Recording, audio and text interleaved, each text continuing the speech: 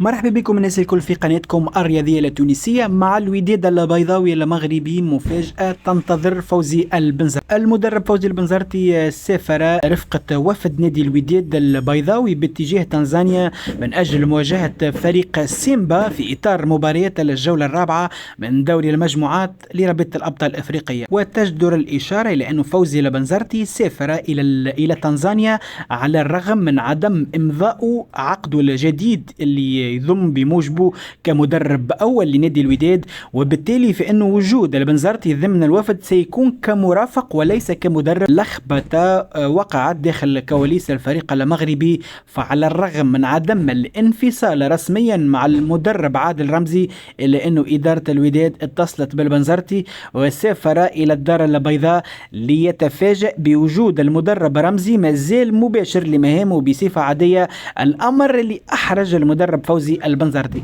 هذا وقد انطلقت رحلة الوداد سواء بدار السلام بتنزانيا عشية يوم الجمعة، وسيستقبل سيمبا ضيفه يوم الثلاثاء القادم بدار السلام.